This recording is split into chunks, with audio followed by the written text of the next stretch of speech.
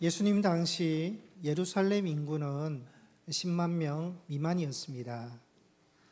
6월절에는 2배인 약 20만 명이 몰려왔다고 합니다.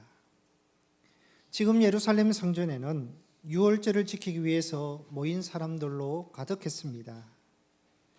성전에는 이들 대상으로 장사하는 상인들이 많았습니다. 특히 본문에는 제사와 관련된 매매하는 사람과 돈 바꾸는 사람들과 또 비둘기 파는 사람들이 나옵니다. 예루살렘 성전은 돗대기 시장과 같이 북적북적했고 시끄러웠습니다. 유명한 시장이나 오일 장날의 시장에 가면 많은 사람들로 붐빕니다. 몇 개 얼마, 몇 개 얼마 파는 상인들이 있고, 우리 물건이 제일 싸고 좋다고 말하는 상인, 쉰 목소리로 크게 박수치고 발 구르면서 호객하는 상인들이 있고, 싼 물건을 더 싸게 사겠다고 더 깎게 달라라는 손님들이 있습니다. 시장은 시끄럽고 번잡합니다. 지금 예루살렘 성전이 그렇습니다. 6월절을 지키기 위해서 온 수많은 사람들과 상인들로 가득 찼습니다. 성전 안이 무질서하고 시끄럽고 정신이 없었습니다. 그때 예수님께서 성전 안에서 매매하는 사람들을 내쫓으시고 돈 바꾸는 사람들의 상과 비둘기 파는 사람들의 의자를 뒤집어 엎으셨습니다. 상인들 입장에서 보면 이상한 한 젊은 청년이 자기들에게 행패를 부리는 것입니다. 일부 상인들은 당신이 누군데 장사를 방해하고 행패를 부리느냐 다투고 몸싸움을 했습니다. 예수님께서 상인들에게 왜 분노하시고 이렇게 과격한 행동을 하셨을까요? 여러분, 우리는요, 공공장소에서, 시장에서 이렇게 하라 그래도 못합니다. 한 번도 밥상 한 번 뒤집어 본 사람이 없는데, 장사하는 곳이나 여행지에서, 백화점에서, 병원에서 한 번도 소란도 난리도 피워본 적이 없는데 이렇게 할 수 있겠습니까? 그런데 예수님께서 지금 이렇게 하고 계십니다. 얼마나 화가 단단히 나셨으면 이렇게 하실까? 얼마나 성전이 부패하고 심했으면 이렇게까지 분노하셨을까? 예수님은 이렇게까지 하시면서 성전이 어떤 곳인가를 알리기 원하셨습니다. 성전을 바로 세우기 원하셨습니다. 상인들을 내쫓으시고 성전을 깨끗하게 하신 후에 말씀합니다. 내 집은 기도하는 집이다. 먼저 예수님은 성전을 내 집이다 말씀하셨습니다. 당시 모든 유대인 20세 이상의 남자들은 성전을 보수하고 유지하기 위해서 해마다 성전세로 반세겔을 내야 했습니다. 성전세는 유대 화폐인 세겔로만 내야 했습니다. 다른 화폐로는 성전세를 낼 수 없기 때문에 동전을 바꾸어주는 환전소가 필요했습니다. 그리고 6월절 때 하나님께 드리는 제물을 돈으로는 드릴 수 없었습니다. 반드시 헌물로 드려야 했습니다. 농사 짓는 사람은 곡식으로, 소나 양을 키우는 사람은 소나 양으로 드려야 했습니다. 문제는 헌물을 가지고 성전에 나올 수가 없었습니다. 하나님께 드리는 헌물은 흠이 없어야 되는데 북쪽 갈릴리에 사는 사람이 흠없는 양을 남쪽 예루살렘까지 끌고 올 때요, 병들 수 있고 상처 날 수 있고 흠이 생길 수 있으니까 그것을 드릴 수 없는 것입니다.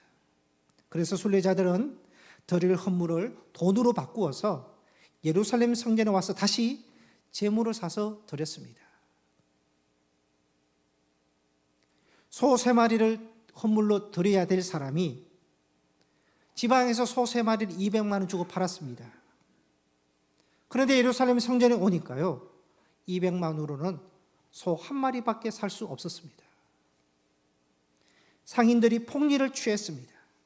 그리고 상인들은 하나님은 소를 받으시나 양을 받으시나 받으시는 건 똑같으니까 여기 양 3마리 200만 원 줄 테니까 양 3마리로 헌물을 드리라고 합니다.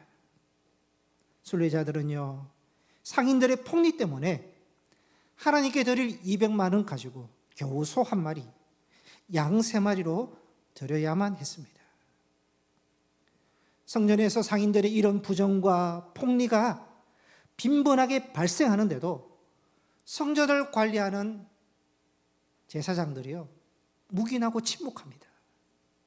왜냐하면 제사장들은 상인들로부터 성전에서 장사하도록 허용하면서 자릿세를 받았고요, 그 자릿세로 부를 축적했기 때문입니다.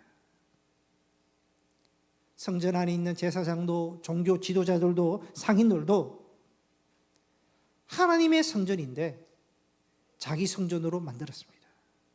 자기 부와 자기 욕심과 자기 만족을 얻는 성전으로 변질시켰던 것입니다. 이들에게 성전은 하나님의 성전이 아닙니다.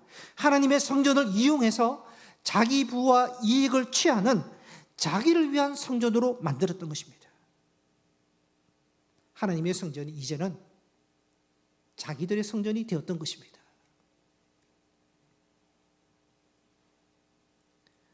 교회는 주님의 교회가 될 수 있고요, 내 교회가 될 수 있습니다. 하나님이 중심이 되고 하나님이 원하시는 교회라고 고백하면 주님의 교회가 되지만, 내가 원하는 교회로 만듭니다, 내가 원하는 목회자를 찾고 내가 듣기 좋고 편한 예배와 설교를 찾습니다, 하나님을 위하고 하나님의 뜻에 맞는 교회로 세우는 것이 아니라 내 뜻과 내 만족을 위한 교회로 변질시킨다면 내 교회가 되는 것입니다. 베드로가 예수님께 유명한 신앙 고백을 합니다. 주는 그리스도시요 살아계신 하나님의 아들이시니이다. 예수님께서 베드로의 고백을 칭찬하셨습니다. 그리고 베드로와 제자들에게 예수님께서 고난받고 십자가에 죽으실 것에 대한 순한 예언을 하셨습니다. 그때 베드로가요, 항변하고 말립니다.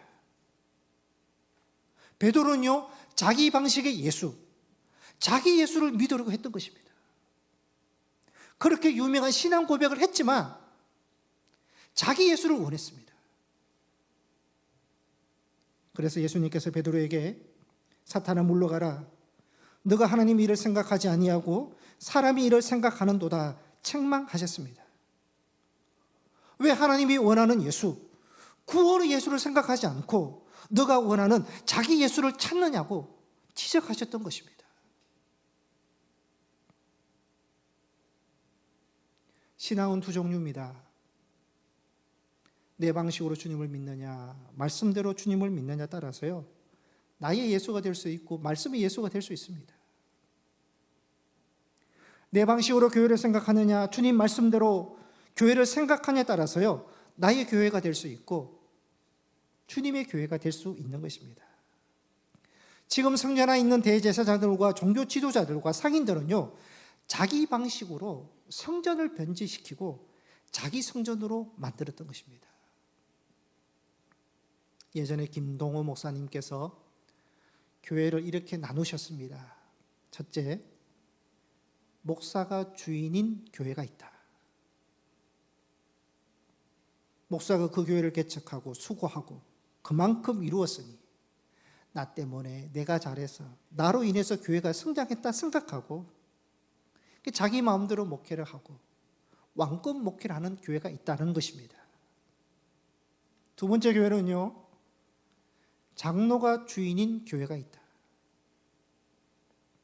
장로는 목사를 고용인 정도로 생각하고 목사는 고용이니까 언제든지 떠날지 모르니까 다 맡길 수 없다. 설교만 하고 다른 것을 우리가 다 맡아서 하겠다 생각을 한다는 것입니다. 국회의원은 국민을 대표합니다. 국민을 대표하지만 국민의 주인이 될 수 없습니다. 만약에 국회의원이 국민에게 주인 노릇을 한다면 국회의원이 뭔지도 모르는 사람들이라는 것입니다. 교회 안에서 교인들을 대표해서 장로가 됩니다. 교회를 대표하고 교인을 대표해서 장로가 되지만 만약에 교회와 교인의 주인처럼 생각한다면 장로가 무엇인지 모른다는 것입니다. 세 번째는 교인이 주인이 되는 교회입니다. 목사도 못 믿고 장로도 못 믿겠다. 다수인 우리가 교회를 이끌어 가야 한다. 우리 모두 힘을 합치고 지혜를 합쳐서 교회를 운영하자. 목사도 우리가 뽑고 장로도 중직자도 우리가 뽑고 우리가 단체로 교회를 움직이자. 교인들은요, 목사가 주인이 될 수 없다, 장로가 주인이 될 수 없다 주장하면서 자신들이 주인 되어 가는 것을 모릅니다. 이처럼 각자가 자기 생각으로 교회를 보기 때문에 하나님의 교회가 내 교회로 바뀐다는 것입니다. 예수님은요, 이 성전 안에서 자기 방식대로 자기 성전으로 생각하는 이 종교 지도자들과 상인들에게요, 내 집이라고 말씀했습니다. 예수님의 집이다. 사복음서의 성전 청결 사건이 다 기록되어 있습니다. 그런데 공관복음, 마태, 마가, 누가복음에는 예수님께서 내 집이라 말씀하시고 요한복음에는요, 아버지의 집이라고 말씀합니다. 예수님은 아버지의 집을 너희 이익을 위한 너희의 집으로 만들지 말라. 아버지 집으로 주님의 교회로 만들고 주님이 기뻐하시는 교회가 되어야 된다고 말씀하고 계십니다.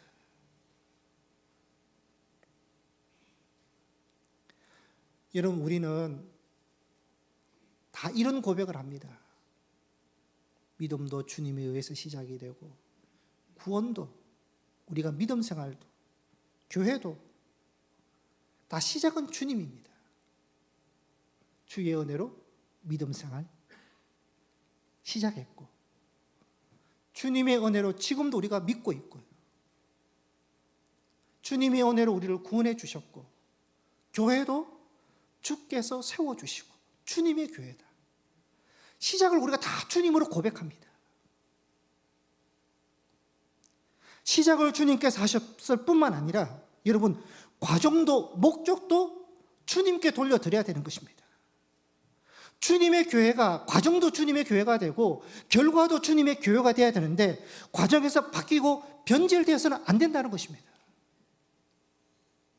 주님의 교회면 마지막까지 주님의 교회가 되고요, 우리가 지금 주님께 예배를 드립니다. 이 예배가, 이 고백이 계속되는 고백이 돼야 되고요, 우리는 주님이 주신 믿음이라 그럽니다. 직분도 주님이 주셨다고 고백합니다. 이것이 마지막까지 이 고백이 돼야 되는 것이죠. 시작도 주님이고 중심도 주님이 돼야 되고 과정도 주님이 돼야 되고 목적도 주님이 돼야 됩니다. 그럴 때 주님의 교회가 되는 것입니다. 소유권을 주장해서도 안 되고요, 처음부터 마지막까지 소유는 주님이시다 분명히 고백할 수 있는 그 주님의 교회가 된다는 것을 고백하기로 주님은 원하신다는 것입니다. 둘째, 예수님은 성전을 기도하는 집이다 하셨습니다. 예수님이 지금 성전 안에 들어오셨는데요, 사람들과 장사꾼들의 소리뿐입니다. 환전합니다. 싸게 바꾸어 드립니다.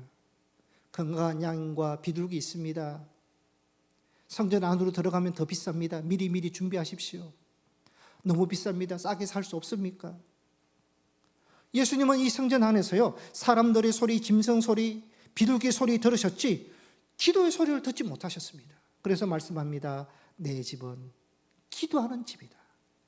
기도의 소리가 들려야 한다고 말씀하시는 것입니다. 예루살렘 성전을 보면요, 겉모양은 다 갖춰져 있습니다. 화려하고 큰 성전이 있고 유월절이 되었고 그 유월절을 지키기 위해서 수많은 사람들이 모여 들었고 제사를 주관하는 제사장이 있고 족 제물을 드릴 수 있는 헌물들도 많았습니다. 외관상으로는 그럴 듯해 보이고 풍족해 보였지만 성전의 중심과 내면을 보면요, 하나님을 향한 신앙의 고백이 없습니다. 하나님이 받으시는 참 제사가 없습니다. 기도가 없다는 것입니다. 오늘날로 설명하면요, 예배 건물이 있습니다. 예배 공간이 있습니다. 말씀을 전하는 설교자가 있고 찬양하는 찬양대가 있고 또 이렇게 모인 성도들도 있고 피아노가 있고 갖추어진 것은 다 갖춰졌습니다. 그러나 이 예배 안에 하나님에 대한 분명한 신앙의 고백이 있어야 되고 영과 진리로 드리는 온전한 예배가 그 안에 없다는 것입니다. 성전 성청결 사건 바로 뒤에 그 다음날 예수님께서 열매 없는 무화과 나무를 저주하는 내용이 나옵니다. 왜 무화과 나무 열매를 저주하셨는가 하면 잎이 무성해서 열매를 얻을 줄 알았는데 열매가 없어서 저주하셨습니다. 형식과 외형만 좋았지 내용이 없었던 것입니다.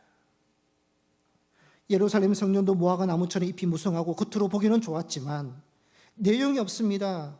성전의 본질인 하나님을 향한 신앙의 고백이 없고 참 제사가 없고 기도가 없다는 것을 지적하고 계셨던 것입니다. 여러분, 성전이 성전되고 교회가 교회되는 것은요, 건물이나 외형적인 것에 있는 것이 아닙니다.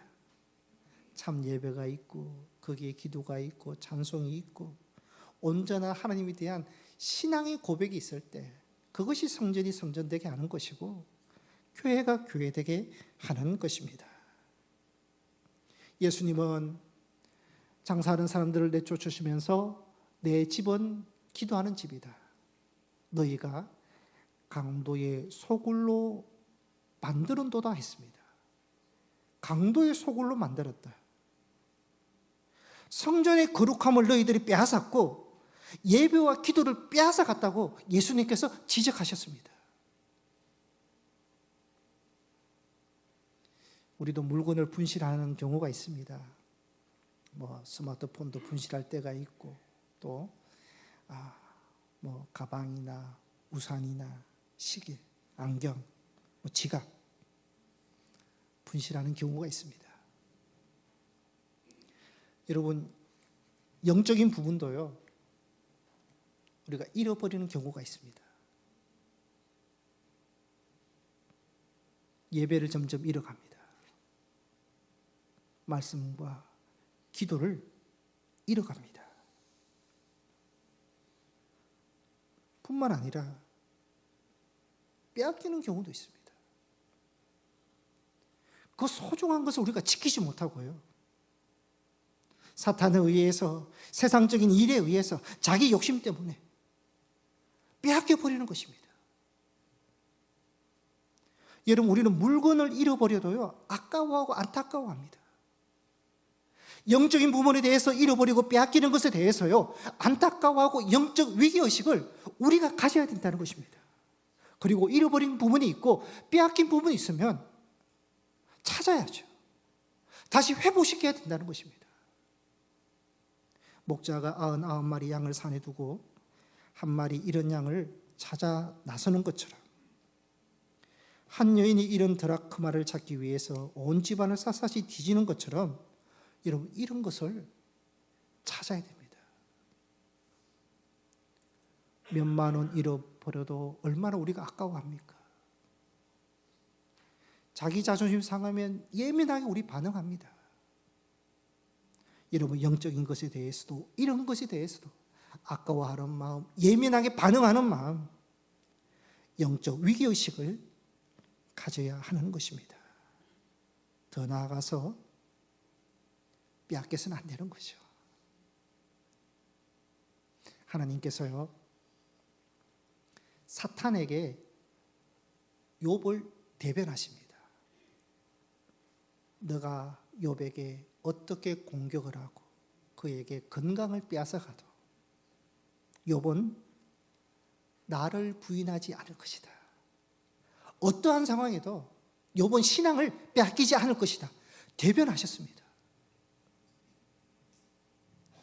예수님께서 마르다에게요, 동생 마리아를 대변하십니다. 마리아는 이 좋은 편을 택했으니 빼앗기지 않아. 성도 여러분, 누군가 우리를 대변해 주면 얼마나 좋겠습니까? 좋은 식으로, 좋게. 저 권사님은, 저 성도님은 어떠한 상황에서도 흔들리지 않습니다. 빼앗기지 않을 것입니다. 대변해 줄 수 있는 그런 믿음을 우리가 소유하면 좋겠습니다. 더 나아가서요, 영적인 부분과 신앙의 본질적인 부분이 있어서 우리 스스로요, 빼앗기지 아니하는 그런 결단이 우리에게도 있어야 하겠습니다. 여러분, 복을 받아도 성공해도 안정되어도 때로는 인생의 광야를 지나고 어떠한 상황을 만나도 신앙의 본질에 있어서 빼앗기지 않는 그러한 여러분들이 되시기를 바랍니다. 바울은 선포합니다. 로마서 8장에 보면요, 위대한 선포를 하는데 8장 35절 우리 함께 같이 읽겠습니다. 시작. 누가 우리를 그리스도의 사랑에서 끊으리요? 환난이나 곤고나 박해나 기근이나 적신이나 위험이나 칼이라. 바울은요, 선포합니다. 우리를 그리스도의 사랑에서 끊을 수 있는 것, 빼앗을 수 있는 것은 아무것도 없다고. 또 38절 39절에도 말합니다. 함께 읽겠습니다. 내가 확신하노니 사망이나 생명이나 천사들이나 권세자들이나 현재 일이나 장래 일이나 능력이나 높음이나 깊음이나 다른 어떤 피조물이라도 우리를 우리 주 그리스도 예수 안에 있는 하나님의 사랑에서 끊을 수 없으리라. 아멘. 바울은요, 선포하고 확신합니다. 어떠한 상황에서도 그리스도의 사랑에서 우리를 끊을 수 없고 하나님의 사랑에서 우리를 끊을 수 없다. 결단코 빼앗기지 않겠다고 선포하는 것입니다. 이러한 선포가 여러분에도 있으시기를 바랍니다. 빼앗기지 않는 믿음, 믿음의 본질을 지켜갈 수 있는 여러분이 되시기를 바랍니다. 교회의 본질은 예수님이죠. 예수님께서 교회를 세우셨고 또 예수님의 교회이고 예수님을 위하고 예수님께 목적을 두는 교회입니다. 그리고 또 교회의 본질은 예배입니다. 예배. 교회의 생명은 예배입니다. 예배 안에 말씀이 있고 기도가 있고 찬송이 있습니다. 여러분, 그 본질이 만약에 잃어버린다면 교회라고 말할 수 없는 것이죠. 본질을 빼앗길 수는 없는 것입니다. 교회를 헬라어로 에클레시아라 그럽니다. 에크는 밖으로, 클레오는 불러내다. 교회는 세상으로부터 거룩한 하나님의 백성으로 불러냄을 받은 사람을 말합니다. 즉 하나님의 부르심을 받아서 예수를 구주로 고백하며 하나님의 자녀가 된 자를 교회라 말합니다. 그러니까 성도가 교회가 되는 것입니다. 그러니까 교회의 본질은요, 성도의 본질을 말합니다. 교회가 거룩하다는 것은 성도가 거룩하다는 것입니다. 그러니까 교회의 본질을, 성도도 그 본질을 우리가 가지고 있어야 됩니다. 교회의 본질을 앞서서 제가 예수님이라 그랬습니다.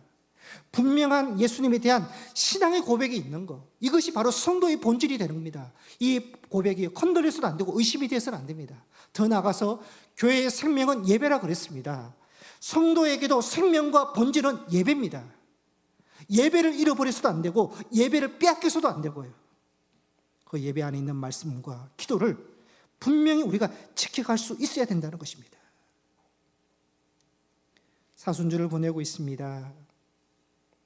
신앙의 본질을 우리가 다시 한번 확인하고 그것을 회복해 나가는 사순절이 되기를 바랍니다. 예수님, 예배, 말씀, 기도 빼앗겨서도 안 되고 약해져서도 안 되고 멀어져서도 안 되고 잃어버려서도 안 되고 사순절을 통해서 다시 한번 분명하게 고백하고 회복해 나가는 그러한 사순절이 되시기를 바랍니다. 세 번째, 예수님은 성전을요, 치유와 찬양이 있는 집이라 하셨습니다. 14절에 보시면 맹인과 전원자들이 나옵니다. 이들이 예수님께 나와서요, 고침을 받습니다. 그런데 원래는 이 맹인과 전원자들은 성전 안에 들어올 수 없습니다. 병자들은요, 성전 안에 들어올 수 없었습니다. 근데 어떻게 이들이 성전 안에 들어올 수 있었을까? 주님께서 성전을 청결케 하시면서 상인들은 쫓아내시고요, 아픈 사람들 성전에 들어오게 하셨습니다. 이들이 예수님께 나와서 고침을 받았습니다. 성전에 들어올 수 없는 사람, 은혜를 받지 못하는 자들이 예수님 앞에 나와서 치유와 은혜를 받았던 것입니다. 예수님은 문제를 해결해 주시고 간절한 소망, 병에서 낫기를 원하는 그 소망을 이루어 주셨습니다. 15절에는 어린 아이들이 나옵니다. 이 어린 아이들 역시요, 성전 안에 들어올 수 없습니다. 근데 이 어린 아이들이 성전 안에 들어왔어요. 예수님을 호산나 다윗의 자손이요 그러면서 예수님께 찬양을 합니다. 예수님은요, 자기 이득을 위해서, 자기 이익을 위해서 나의 성전으로 만든 상인들을 다 쫓아내시고요, 그 성전 안에 아픈 사람, 병든 사람, 어린아이들을 부르시고 그들에게 구원과 은혜를 베풀어 주시고 치유해 주시고 고쳐주셨습니다. 당신이 누구인지 드러내셨습니다. 구원을 베푸시는 분, 은혜를 베풀어 주시는 분, 치유하시는 분으로 드러내셨고요, 그 예수님을 누구인지 알고 그 베푸시는 구원과 은혜를 받은 자들이 그 예수님께 찬양하는 것이 바로 오늘 성전 참교회의 모습을 예수님께서 보여주고 계신 것입니다. 교회는 어떤 곳이 되어야 되겠습니까?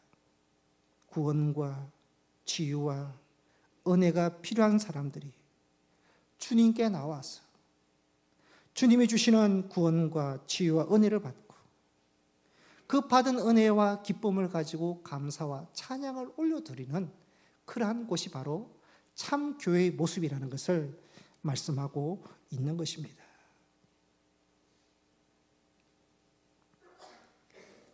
여러분, 가정은 회복과 위로가 있는 가정이 되어야 되겠죠. 바깥에서는 좀 속상한 일도 있고 상처받는 일도 있고 슬픔도 있고 좀 고통이 있고 힘든 부분이 있어 어렵더라도 가정 안에 들어오면 회복이 됩니다. 평안함이 있고 자유가 있고 위로가 있고 또 치유가 있는 다들 그런 가정이 되어야 할 것입니다. 만약에 반대가 된다면 바깥에서 오히려 자유와 위로를 받고 가정 안에 들어오면 고통스럽고 힘들다면 그것은 온전한 가정이 될 수 없을 것입니다. 교회는 어떤 곳이 되어야 되느냐? 주님이 주시는 위로를 받고 소망을 다시 얻고 다시 회복되고 주님이 주시는 구원과 은혜와 기쁨과 감사를 다시 얻는 곳이 바로 교회가 되어야 하는 것입니다. 우리는 예수님을 통해서 우리의 영혼과 심령과 우리의 육체가 자유함과 회복과 치유함과 평안함을 얻을 수 있는 그러한 은혜가 있어야 되는 것입니다. 우리 교회가 어떠한 교회가 되어야 되겠습니까? 세상에서는 힘들고 어렵고 또 위로받지 못하더라도 이 성전에서 주님이 주시는 구원과 은혜를 통해서 주님이 주시는 위로와 소망을 통해서 위로를 받고 그 은혜를 받고 주님을 찬양하고 기쁘게 찬양할 수 있는 그런 교회가 되어야 될 줄 믿습니다. 여러분, 우리가 교회에 나올 때요, 이런 마음으로 나와야 됩니다. 하나님, 은혜가 필요합니다. 구원이 필요합니다. 평안과 위로가 필요합니다. 주님을 찬양하기를 원합니다. 어린아이들이 주님을 찬양했던 것처럼 우리도 주님을 찬양하기를 원합니다. 그런 마음으로 주께 나오고요, 주님이 주시는 구원과 은혜를 받고 그 받은 은혜와 기쁨을 가지고 주님을 찬양할 수 있는 그러한 믿음의 성도, 또 이 교회가 되기를 소망합니다. 말씀을 요약하겠습니다. 예수님께서 교회의 참모습과 성도의 참모습을 제시하셨습니다. 외적인 화려함보다는 내적인 열매, 신앙의 본질인 예수님을 소유하는 자가 되어야 된다. 교회와 성도에게서 기도의 소리가 들려야 되고 주님이 주시는 구원과 은혜를 받고 그 기쁨으로 주님을 찬양하는 자가 되어야 된다고 말씀하고 있습니다. 사순절을 보내고 있습니다. 주님을 묵상하면서 주님이 원하시는 교회의 모습, 주님이 찾으시는 신앙의 모습을 다시 한번 회복할 수 있는 여러분이 되시기를 바랍니다. 본질을 절대 우리는 빼앗겨서는 안 됩니다. 예배와 기도, 말씀과 찬송을 빼앗기지 않고 끝까지 지켜갈 수 있는 성도님들이 되시기를 바랍니다. 주님이 주시는 은혜를 경험하고 베푸신 그 주님을 기쁨으로 찬양할 수 있는 그러한 성도님들이 되시기를 축복합니다. 기도하시겠습니다.